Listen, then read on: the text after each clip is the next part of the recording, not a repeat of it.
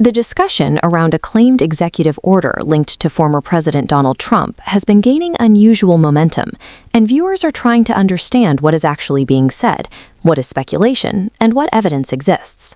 The circulating claim suggests that an order has reportedly been drafted to extend dividend-style payments to new groups of Americans, a topic that has quickly stirred curiosity because it touches financial relief, political strategy, and voter expectations in a year already marked by economic uncertainty.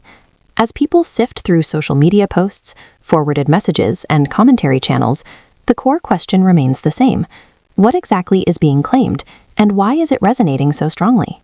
Observers note that whenever talk about payments, especially anything resembling dividends or supplemental income, public attention immediately intensifies. The idea of expanding eligibility to new recipients triggers debates about who qualifies, how such a program would be funded, and whether such a move is even feasible under current economic conditions. Commentators point out that past discussions about national financial support programs often involved complex legislative steps rather than quick executive actions, which is why many analysts urge caution. They remind audiences that claims of sweeping financial orders have appeared before, particularly during election seasons, and many of those claims were eventually clarified or debunked.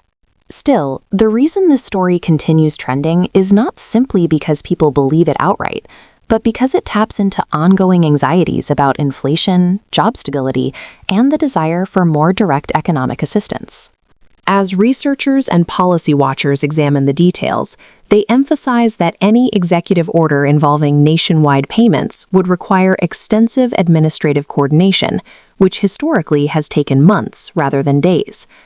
They also highlight that the term dividend payments is often used loosely online, sometimes referring to government benefits, sometimes to private sector-style returns, and sometimes to completely unsupported rumors that play on financial hopefulness. This ambiguity fuels deeper conversation, with experts encouraging people to distinguish between confirmed policy and speculation amplified by repetition. The most compelling part of the story is the public response itself, as millions of people lean in, hoping for clarity, wondering whether the chatter is the early stage of a legitimate proposal or another example of viral political noise. The discussion ultimately raises broader questions. Why are these claims gaining traction now? What concerns do they reflect about economic pressure? And what can people realistically expect from federal policy in the coming months? Until verifiable documentation appears from official government channels, analysts continue to stress the importance of patience, critical thinking, and careful attention to facts. And so the conversation continues, drawing viewers deeper not because of sensational promises, but because it reveals how strongly people yearn for stability, transparency, and financial reassurance in a time when every rumor seems to travel faster than any official explanation.